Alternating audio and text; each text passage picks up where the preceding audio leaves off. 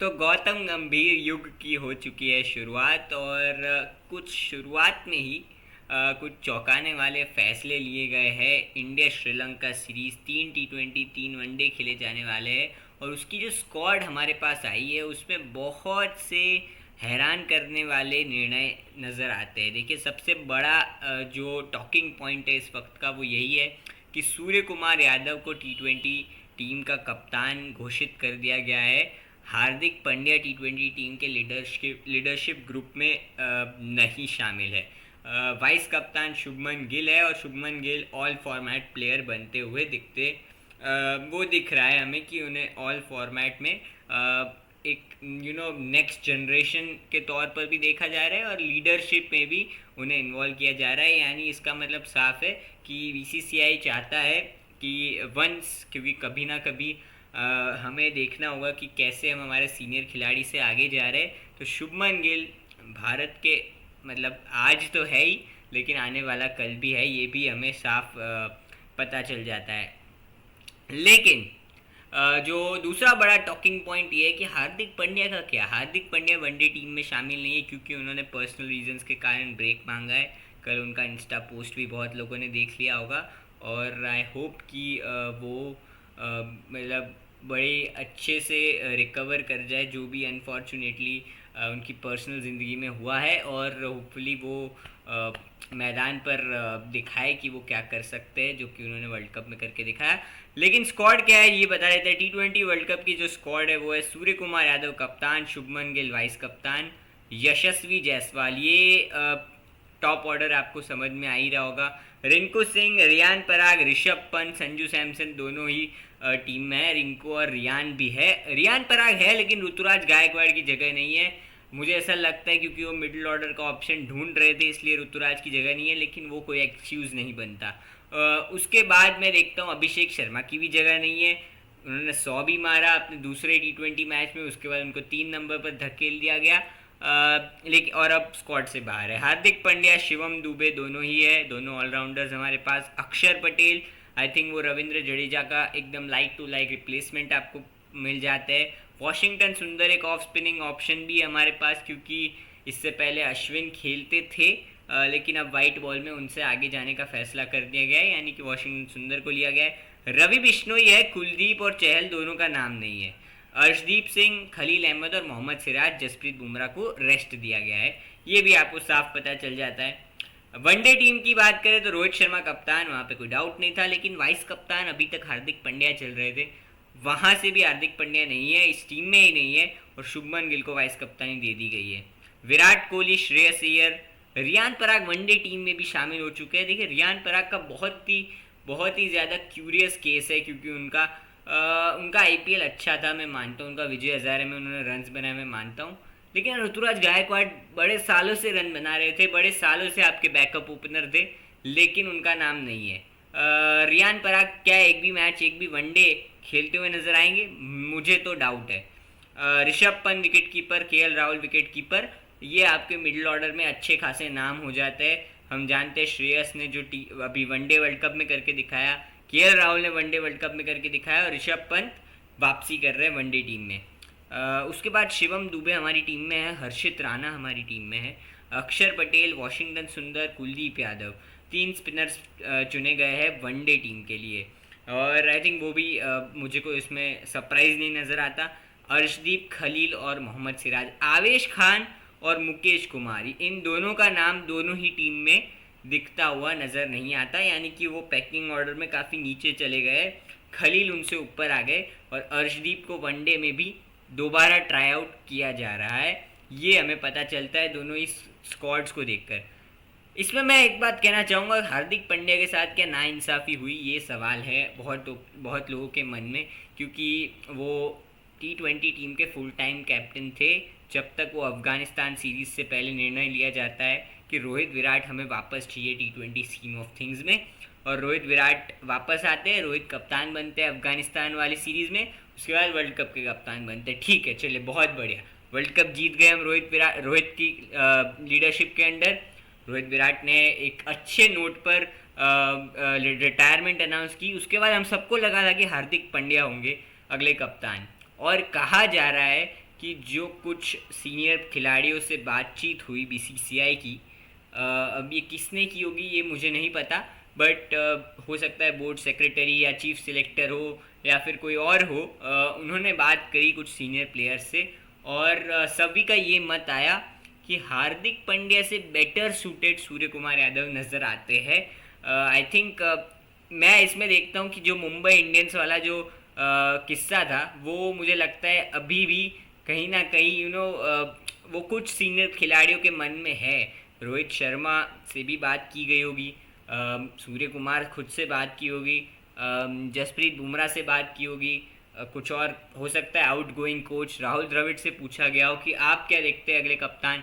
गौतम गंभीर की राय होगी कि सूर्या को बनाना है, और मुझे ऐसा लगता है कि ये फाइनली ये डिसीजन लिया गया है। बट मैं पर्सनली कहूँगा, मुझे ऐसा लगा था कि हार्दिक ही होंगे, बट ये निर्णय बहुत सरप्राइजिंग है मेरे लिए। बट एनीवे सूर्य कुमार यादव कप्तान मैं देखता हूँ, मैं बहुत ज़्यादा एक्साइटेड हूँ। सूर्य कुमार यादव को अगर इतनी ज़्यादा मौके मिल रहे हैं, मैं बहुत ही अच्छी बात है। लेकिन मैं एक और चीज़ के लिए हैरान हूँ, देखिए रियान पराग का नाम है वनडे टीम में, सूर्य कुमार का नाम नहीं है, ना ही रिंकू सिंह का नाम है, ठीक है, ना ही ऋतुराज है उस टीम में। मैं देखिए ऋतुराज टॉप 3 के बल्लेबाज है और रियान पराग 4 5 6 में बैटिंग करेंगे। उनका कोई वो नहीं हो सकता, मैं मानता हूँ, चलिए। लेकिन रोहित शुभमन के अलावा हमारे पास बैकअप ओपनर कौन है? क्या केएल राहुल आपके जो बैकअप ओपनर है? मुझे ऐसा लगता है वो वनडे टीम में तो वैसे भी मिडिल ऑर्डर खेलते हैं, तो बैकअप ओपनर कैसे हो गए वो आपके? तो इसलिए मुझे ऐसा लगता है कि ऋतुराज गायकवाड़ का नाम होना चाहिए था यहाँ पर। अब बात यह है कि ऋतुराज गायकवाड़, जिनको आप बहुत समय से वनडे वर्ल्ड कप में मतलब वनडे टीम के लिहाज से आप उनको देख रहे थे एक बैकअप ओपनर के तौर पर, उन्हें आपने नहीं लिया है। चलिए ठीक बात है, अभी क्योंकि आपको लगा कि शायद हमें ओपनर की ज़रूरत नहीं क्योंकि केएल राहुल हमारा थर्ड ओपनर हो सकते हैं। लेकिन यार ऋतुराज गायकवाड़ के लिए सोचिए आप, उनके लिए इनजस्टिस है कि नहीं?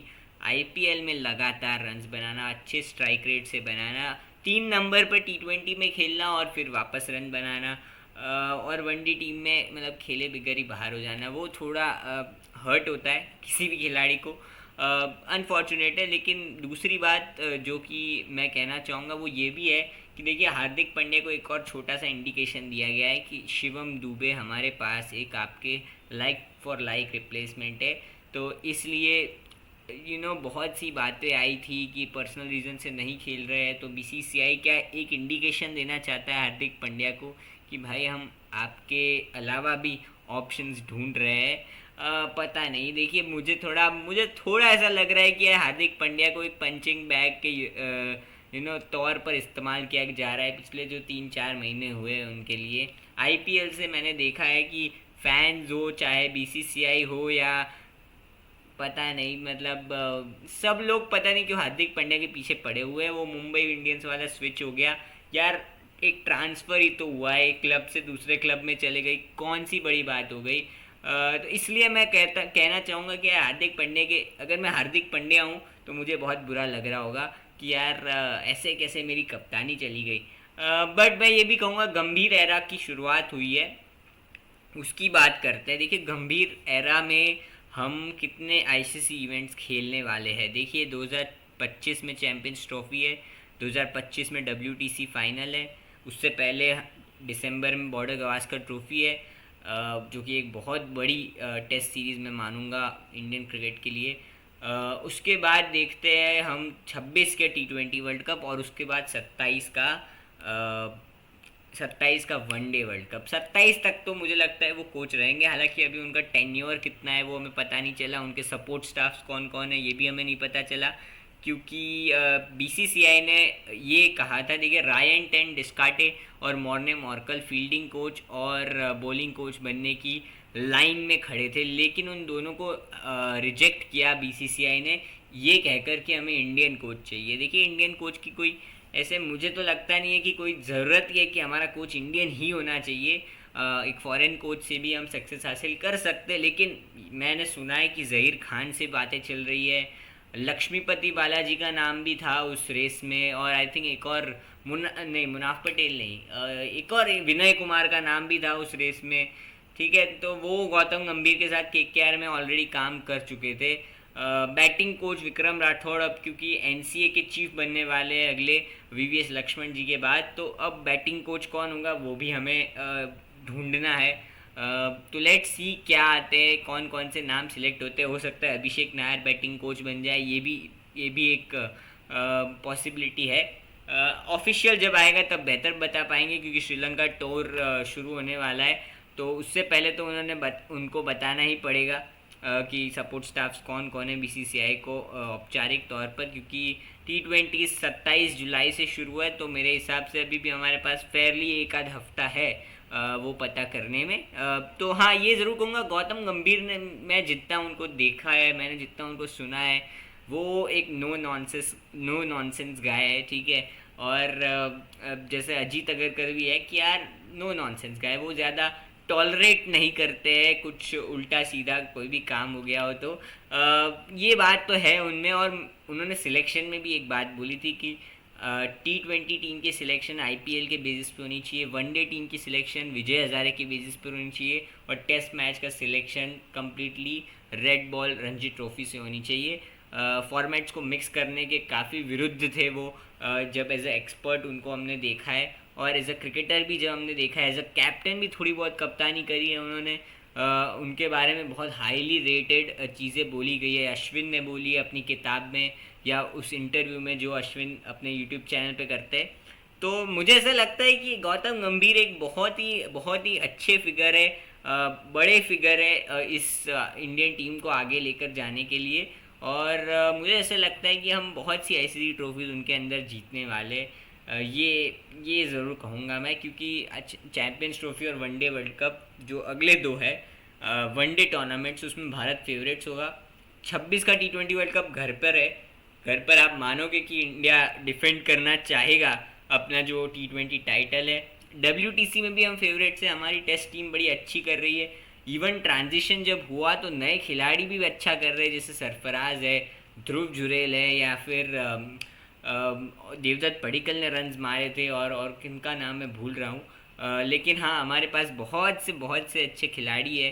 तो मैं चाहता हूँ कि इन युवाओं को मौका दिया जाए। हमारे पास गेंदबाजी यूनिट बड़ी कमाल की है, बुमराह, शमी, सिराज, शार्दुल, जब टेस्ट की बात करते ये हमारे फास्ट बॉलर्स होते हैं, अश्विन, जडेजा, कुलदीप भी है हमारे पास। तो बहुत डेप्थ है हमारी गेंदबाजी में। तो मैं इंडिया, अब आप देखना, मुझे ऐसा लगता है वो जो जिंक्स था वो टूट चुका है, अब ट्रॉफी की लड़ी लग जानी चाहिए। होपफुली वो अजीत अगरकर, गौतम गंभीर और हमारे जय शाह साहब के अंडर हम कर पाए।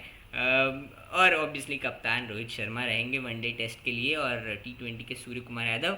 लेट्स होप फॉर बेस्ट, और होपफुली हम अब बहुत ही ज़्यादा कंसिस्टेंट होने की कोशिश करेंगे, जैसे इंडियन टीम भी कंसिस्टेंट होना चाहेगी, और क्रिकेट साझेदारी पर मैं भी थोड़ा कंसिस्टेंट होना चाहूँगा, थोड़ा बेहतर, और ज़्यादा वीडियोस डालना चाहूँगा।